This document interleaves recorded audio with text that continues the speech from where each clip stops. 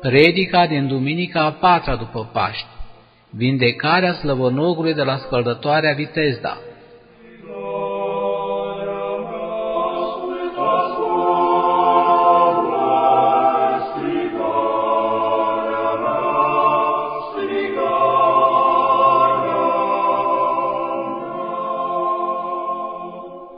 În numele Tatălui și al Fiului și al Sfântului Duh. Amin. Hristos a înviat.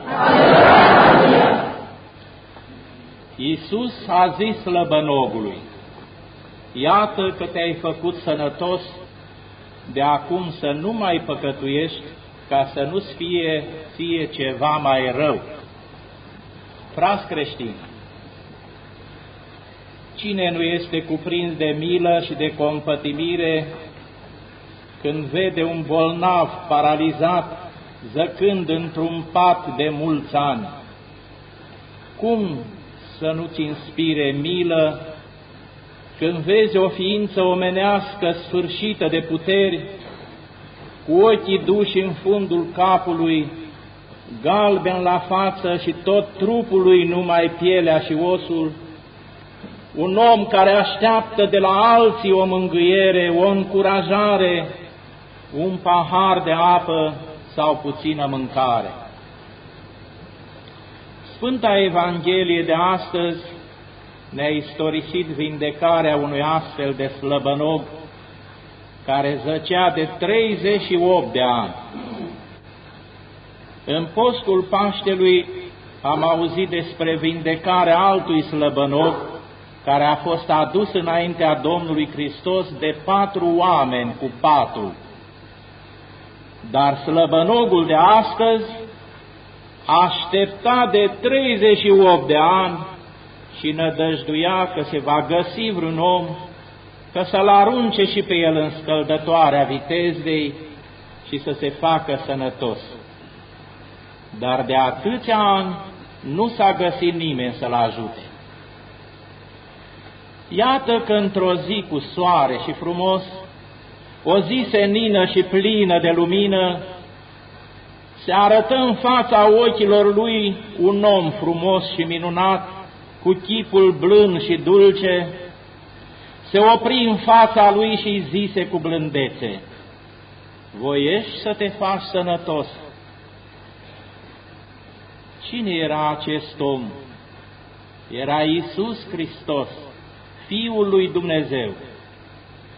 El, văzând cum îl chinuia boala de multă vreme și cunoscând ca un Dumnezeu păcatele acestui slăbănog, căci pentru păcatele lui se chinuise 38 de ani, a voit să-l aleagă pe el din acea mulțime de bolnavi și să-l vindece.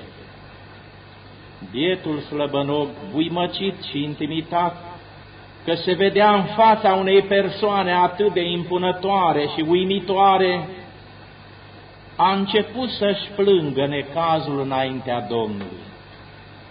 Doamne, nu am pe nimeni să mă bage în scăldătoare când se tulbură apa, căci până când merg eu, altul se pogoară mai înainte. Iată deci că din atâția oameni care se afla în acel loc, nu se găsise nimeni ca să-i ajute acestui slăbănog. Aceasta ne arată că erau foarte împietriți la inimă oamenii și atunci egoiști și fără omenie. Scăldătoarea aceasta numită Vitezda, ceea ce înseamnă casa milosteniei, se afla în Ierusalim la poarta oilor și se mai zicea așa pentru că acolo spălau măruntaiele oilor pe care le aduceau jertfă pe altar la templu. Împrejurul scăldătoarei erau 5 pridvoare sau foișoare. Acolo stăteau mulțime de bolnavi așteptând mișcarea apei, căci un înger se pogora din când în când în scăldătoare și tulbura apa. Și cel care intra întâi după tulburarea apei se făcea sănătos, ori de ce boală era cuprins. Dar pentru ce se vindeca numai un singur bolnav după tulburarea apei? Pentru că scăldătoarea de la poarta oilor închipuia scăldătoarea cea tainică a Sfântului Botez, care este în biserica noastră ortodoxă, în biserica lui Hristos. Și a arătat că numai un singur botez este valabil omului. Pogorârea îngerului în scăldătoare închipuia venirea Harului Sfântului Duh în apa botezului, că nu apa singură spală păcatele, ci Harul dumnezeiesc. Acest slăbănoc de la poarta oilor a trebuit să aștepte 38 de ani ca să poată plăti prin acest canon păcatele făcute de el. Și a trebuit să se împlinească și vremea ca să se arate Mântuitorul, Cel ce a ridicat păcatele lumii, și să-L vadă și El cu ochii și apoi să se tămăduiască. Dar pentru ce îi ziseră Mântuitorul, voiești să te faci sănătos? Nu știa oare Domnul cu câtă dorință voia El să se facă sănătos? De la alți bolnavi, Domnul cere credință. De la acesta vedem că Domnul îi cere voință, dar voința pe care o cere de la El este de a se face sănătos și cu sufletul, să se vindece de slăbănogirea sufletească. Aceasta o cere și de la noi, să vrem să ne vindecăm sufletul de patim și de păcate, ca să nu ni se întâmple ceva mai rău, adică să fim osândiți în chinurile iadului în vecii vecilor. După ce nenorocitul slăbănog termină de spus necazul lui înaintea Domnului, preamilostivul, bunul și iertătorul Iisus îi zise: scoală-te, ia-ți patul tău și umblă. La porunca lui Iisus, vinele trupului slăbănogit au prins putere și s-au întărit cu totul și a început să meargă el care sta înțepenit. Toți s-au mirat văzându-l cum pleacă sănătos pe picioarele lui. Toți priveau cu mirare cum acela care era închilozat s-a ridicat în sus, a început să strângă salteluța pe care zăcuse atâția ani și păturica lui cea săracă le-au ridicat în spate și a pornit vesel pe picioarele lui acasă. Mare le-a fost mirarea oamenilor care l-au văzut. Dar nu s-a găsit niciunul să aducă slavă lui Dumnezeu, fiindcă Dumnezeu era acela cu chip de om și numai Dumnezeu a putut să facă o astfel de minune mare, ca imediat bolnavul acesta să se întărească și să plece sănătos pe picioarele lui. Slăbănogul nu știa cine este doctorul lui, iar după puțin timp, Domnul Hristos l-a găsit în biserică și i-a zis: iată că te-ai făcut sănătos, de acum nu mai păcătui, ca să nu-ți se întâmple ție ceva mai rău. Ziua aceea, când a făcut Iisus această minune, era într-o sâmbătă. Evreii cei pismași, plini de invidie, când au văzut pe slăbănog vindecat și cu sarcina patului în spate, au strigat la el cu răutate: nu ți este îngăduit să-ți ridici patul, e ziua sâmbetei. Invidia din inima lor i-a orbit cu totul, căci n-au mai văzut nici binele săvârșit, nici pe Dumnezeu care și-a făcut milă cu acest nenorocit. Acești cărturari fățarnici, farisei fățarnici care țineau legea, țineau la literă, acești evrei, în loc să vadă în el puterea dumnezeiască, îl vorbeau de rău și ziceau că nu este de la Dumnezeu, pentru că nu ține sâmbăta Iisus. Iată invidia, zavistia aceasta diavolului, care face pe oameni să vorbească de rău minunile lui Dumnezeu și pe oamenii lui Dumnezeu. Invidia, această fiară otrăvitoare, are 7 capete. Din ele aruncă otrava cea purtătoare de moarte. Cel dintâi cap este mândria. Cel de-al doilea este iubirea de argint. Al treilea lăcomia, al patrulea lenea, al cincilea desfrânare, al șaselea mânia, al șaptelea invidia. Din toate aceste 7 capete varsă otrava aducătoare de moarte pentru suflet. Otrava invidiei este mai puternică decât toate celelalte. Toate celelalte păcate de moarte sunt săvârșite, le face omul pentru cât un folos. Dar invidiosul este chinuit de otrava invidiei în suflet și în trup, căci îi pare rău de fericirea aproapelui, de binele vecinului, de progresul altuia și mai ales de darurile pe care le au unii de la Dumnezeu. Invidiosul se bucură numai atunci când aude de nenorocirea aproapelui, a vecinului, să audă că îi merge rău, să audă că îl vorbește și alții de rău, să audă că a căzut în păcate și este chiar la închisoare, bucurie mare pentru ei.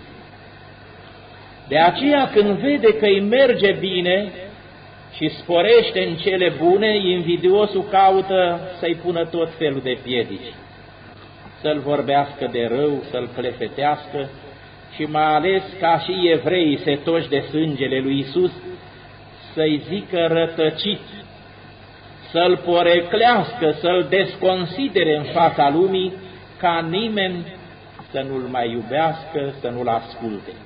Nimeni să nu-l mai asculte și să nu se mai poată nimeni apropia de el și să nu poată progresa cele bune și cele duhovnicești.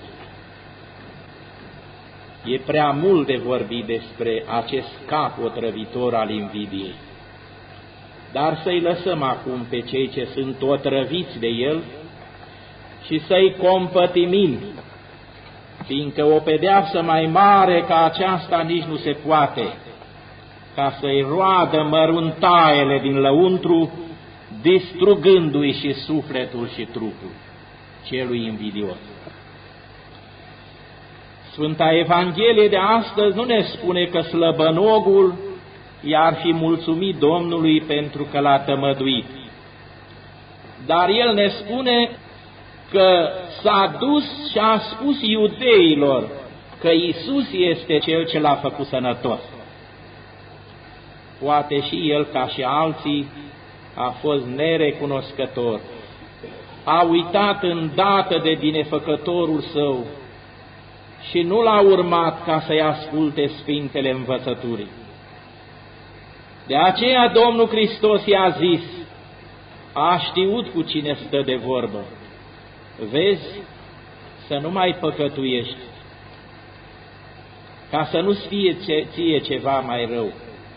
Că știa Iisus ca un Dumnezeu ce era, că acest slăbănoc va stărui în păcate, ca și mai înainte și va face încă un păcat mai grozav, puțin mai târziu după aceea. Căci din tradiție și dintr-o carte veche a bisericii, care se găsește mai mult pe la mănăstiri, acolo se povestește că acest slăbănog vindecat de Iisus se numea Isaac la Chedem. Îi se mai zice și evreul rătăcitor. Acesta, atunci când Mântuitorul mergea cu crucea în spate pe dealul Golgotei, urma de mult popor, culit și batjocorit, însetat și nemâncat, obosit de greutatea crucii. A ajuns cu crucea în spate Iisus în dreptul casei acestui Isaac la Chedem, căci pe acolo ducea drumul spre Golgota. Atunci acest Isaac a ieșit și el la poarta lui împreună cu vecinii lui și când l-a văzut Domnul s-a bucurat, îl rugă să-i dea puțină apă, iar el îi zise, nu-ți dau apă, mergi de aici. Iisus iarăși îl rugă să-i dea voie să stea puțin să se odihnească pe banca de la poarta lui, iar el iarăși cu asprime îi zise, nu-ți dau voie să stai, mergi de aici, și îl împinse cu mâinile să plece. Atunci Domnul Hristos se întoarse către el și îi zise, de acum încolo să mergi și tu mereu până la a doua mea venire. Și acest evreu nerecunoscător, care s-a asociat cu ceilalți hulitori, și astăzi, spune Sfânta aceea carte, că trăiește și umblă neîncetat, străbătând pământul în lung și în lat, călătorind pe mări și oceane, fără să-i se întâmple ceva. Merge prin pustietăți, prin jungle, printre animalele sălbatice cele mai periculoase. S-a aruncat în vulcanul Vezuviu din Italia, pentru că el vrea să moară, în orice clipă vrea să moară, dar nimic nu-i se întâmplă, nu poate muri, blestemul dumnezeiesc este peste el. Se spune că animalele sălbatice, leii, tigrii, balaurii, vin până lângă el, îl miroase, dar așa scârbă este de el, că nici una nu poate măcar să-l atingă. Și iată că se apropie aproape 2000 de ani și el merge și merge mereu pe pământ. Acest evreu rătăcitor acum nu mai dorește să se facă sănătos, nu mai cere om să-l bage în scăldătoare, ci ar vrea cu toată inima să se găsească cineva ca să-l poată omorî, dar nimeni nu poate să ia viața. Oamenii fug de el și toate vietățile periculoase îl ocolesc. Chiar lucrurile neînsuflețite nu-l primesc, toate îi vorbesc, spunându-i cuvintele Mântuitorului pe care i le-a spus atunci la poarta casei lui. Mergi, mergi, și el merge până când va veni Domnul să judece vii și morți. Blestemul dumnezeiesc a căzut peste el ca și peste toți cărturarii și farisei, preoții cei mai de seamă, Ana și Caiafa, că și-au luat plata și ei aici pe pământ, împreună cu Pilat, sfârșindu-și viața lor în diferite chinuri, și s-au dus și în focul iadului, acolo cu Iuda și cu demoni. Blestemul dumnezeiesc a căzut peste toți aceia care s-au unit să batjocorească pe Domnul slavă și au cerut să fie răstigniți, căci au fost împrăștiați pe fața pământului, au căzut în grea sclavie și au fost chinuiți în diferite feluri, arși de sete, de foame, rămași fără țară și fără conducători. Aproape, iată-te, 2000 de ani.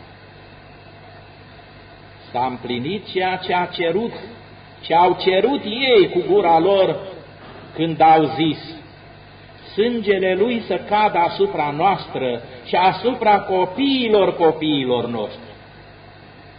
De aceea zice Domnul slăbănogului: să nu mai păcătuiești, ca să nu-ți fie ție ceva mai rău. Domnul Hristos a gândit la toate oile cele rătăcite ale casei lui Israel când a zis aceste cuvinte, dar s-a gândit și la noi, ca să nu ni se pară lucru de glumă, căci dacă ne ținem tot mereu de păcate, blestemul dumnezeiesc apasă asupra noastră, asupra casei și a copiilor. Fiindcă de aceea vin peste noi fel de necazuri, greutăți și boli, neînțelegeri și despărțiri între soți, pentru păcatele care le face omul, pentru repetarea păcatelor grele pe care le face și nu le mărturisește la timp, pentru hulele și insultele aduse lui Dumnezeu, pentru luarea în deșert a numelui Său, pentru înjurăturile și drăcuielele și blestemele cu înfocare și cu răutate.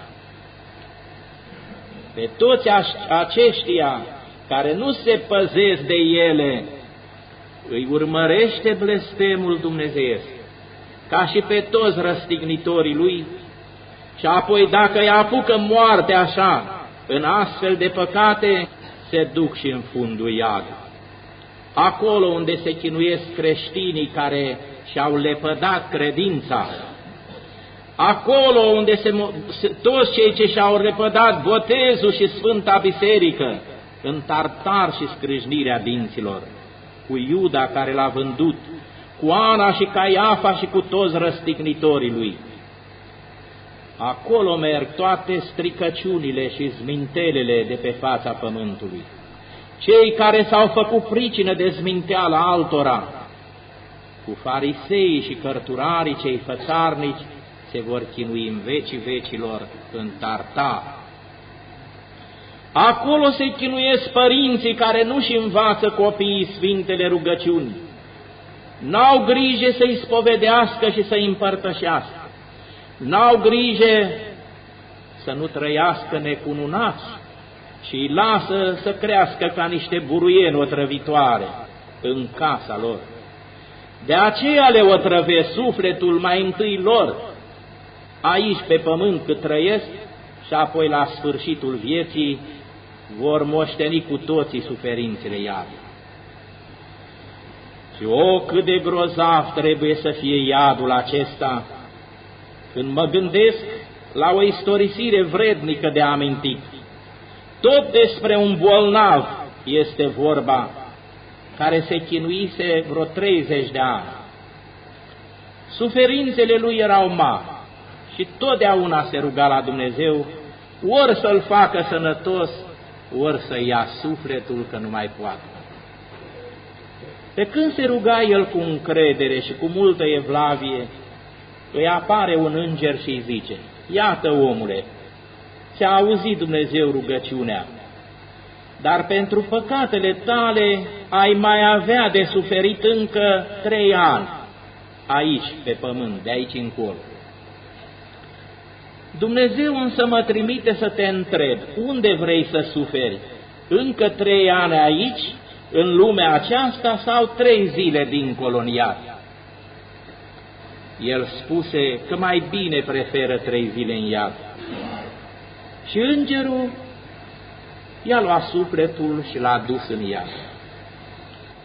Și l-a lăsat acolo în tartar, în foc. După un ceas se întoarce să vadă ce face sufletul. Numai după un ceas. El când l-a văzut a strigat cu mare glas, vai, Sfinte Îngere, nu credeam să fie nedreptate la Dumnezeu. Ai spus că mă lași numai 3 zile și a trecut atâta amar de ani că nu credeam să mai vii. Taci, omule, zise îngerul, n-a trecut decât o zi, mai ai încă de suferit 2 zile. Când a auzit, l-a rugat pe înger să-i ducă sufletul înapoi în trup, să se chinuiască nu 30 de ani, toată viața, și va fi mai ușor decât acele chinuri ale iadului în 3 zile.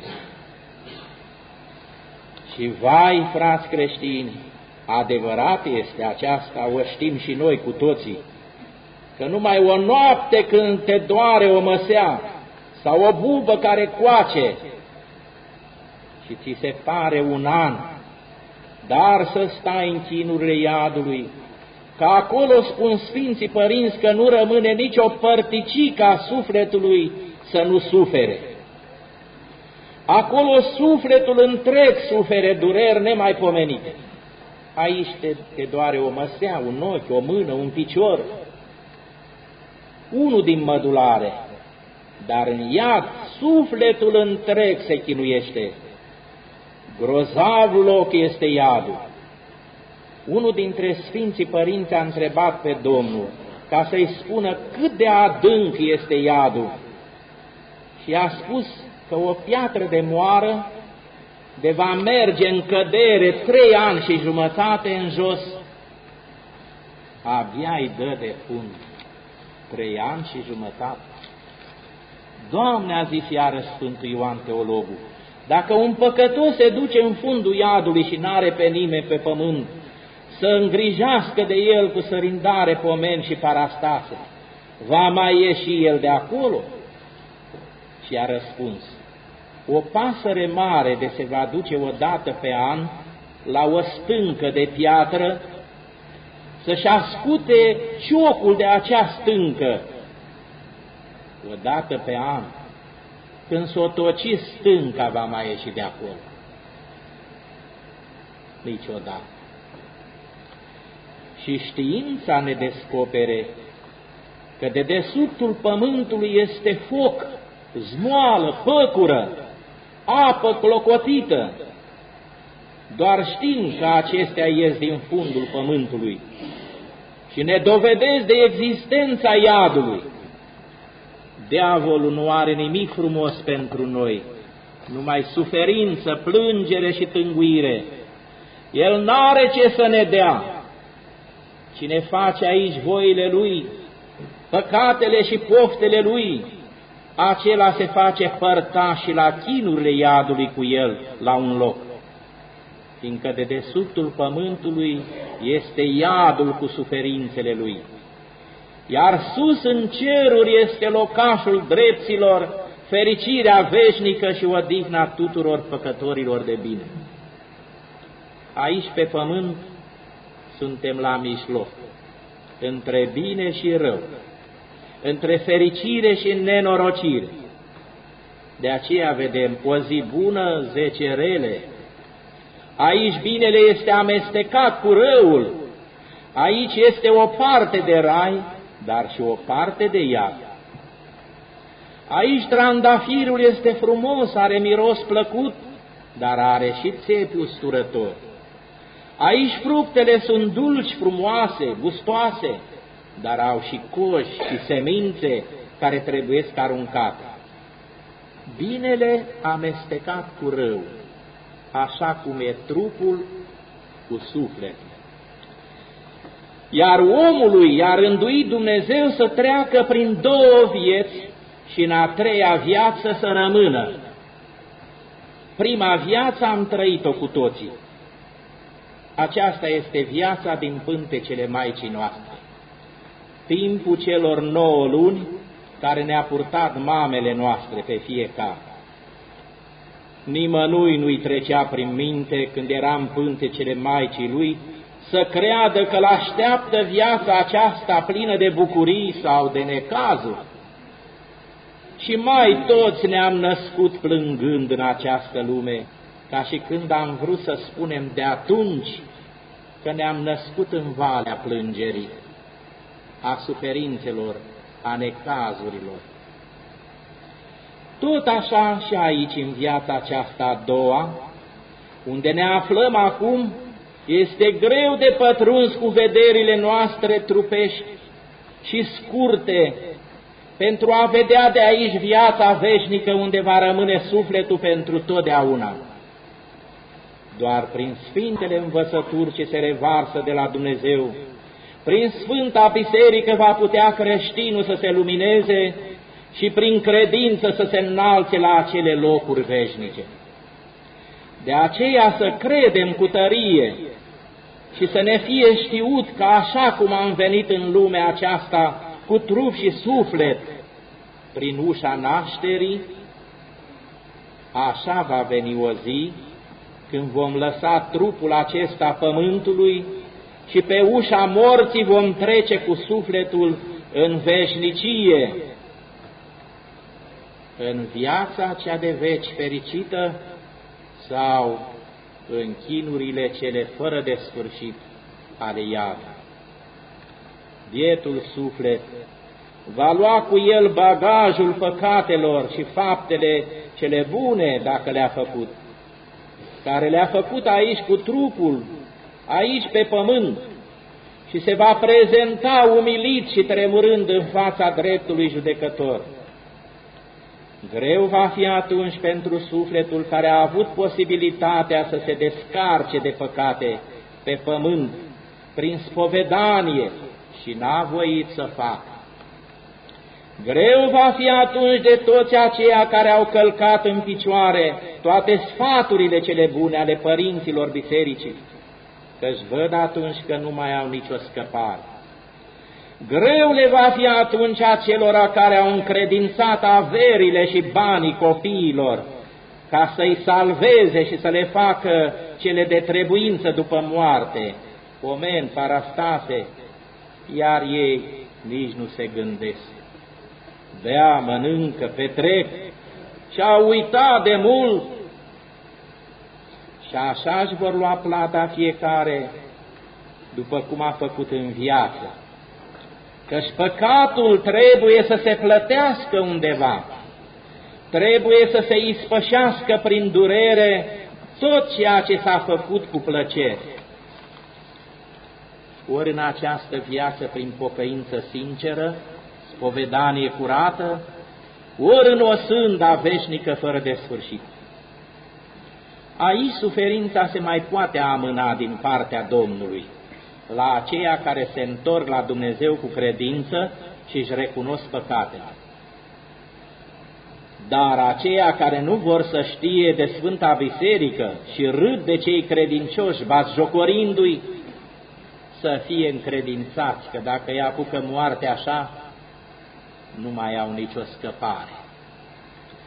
Pentru aceasta și Dumnezeu a lăsat suferința ca un bici aspru care pedepsește pe omul vinovat pe aici, ca să nu se piardă pe veci în iad. De aceea spun Sfintele Cărți, înainte de sfârșitul lumii vor veni anii durerilor, ani grei de suferință, anii bolilor, ai războaielor, ai foametelor, anii cutremurilor, robiilor și a tot felul de greutăți. Cine nu va avea ochi să vadă în acest timp, cine nu se va întoarce nici din acestea, pierzarea l-așteaptă. Noi le socotim de rele pe acestea, însă e cea mai bună doctorie pentru salvarea sufletului nostru, suferința. Și vindecarea bolilor se face cu pastile amare, acre și parcă te otrăvește. Se face cu cuțitul, cu tăieturi adânci, să scoată coptura, să scoată răul, să arunce putrigaiul afară. Aceasta este suferința și pentru suflet suferința este bună, ca să arunce ce e rău afară. Suferința trebuie să o vedem și noi și să o găsim de bună și din alt punct de vedere. Ea este un altar curățitor unde se curățește sufletele noastre de rugina păcatelor. Se înfrumusețează, se luminează și se poate apropia mai ușor de Dumnezeu. Suferința este postul sufletului.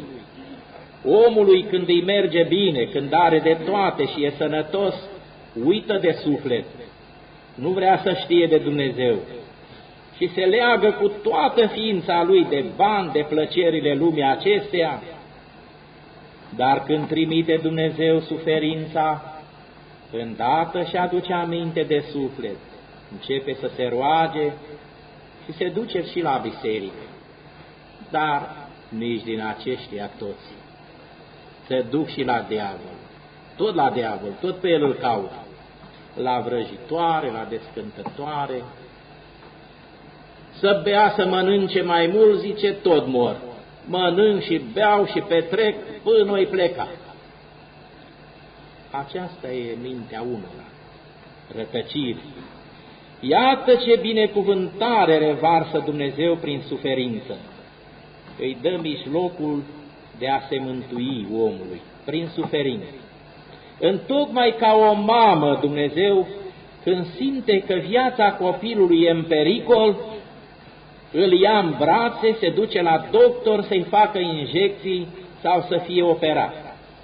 Copilul se zbate, țipă și ar vrea să o lovească pe mama lui, fiindcă sufere, dar e salvat. Tot așa și Dumnezeu face cu noi.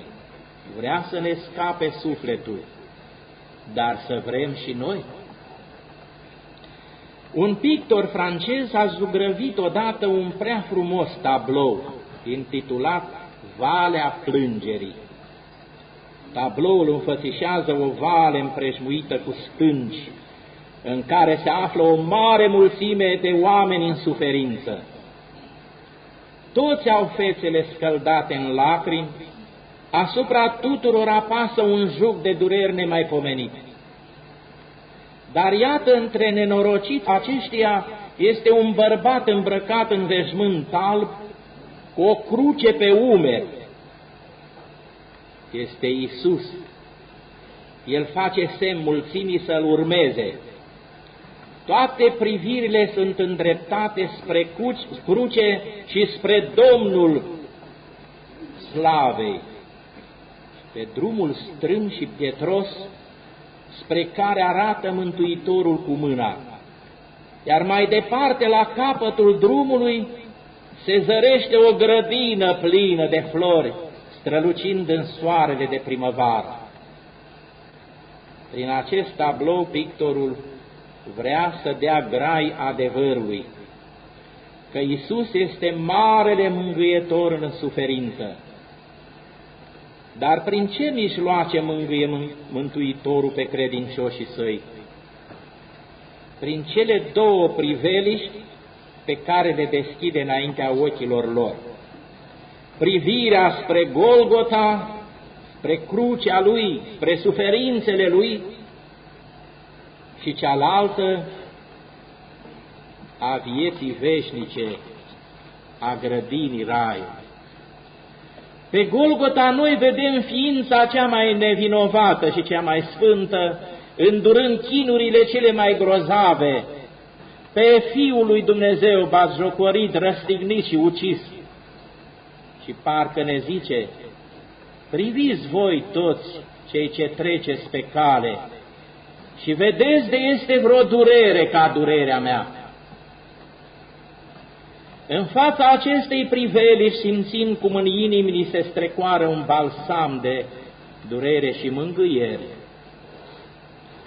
Și văzând cât de mare a fost durerea Lui, ne potolim în mânia noastră și vedem cât suntem noi de mici în răbdare și zicem, da, suferim, suntem loviți, înșelați, dezamăgiți, dar toate acestea le merităm, sunt plata păcatelor noastre, pe drept cuvânt.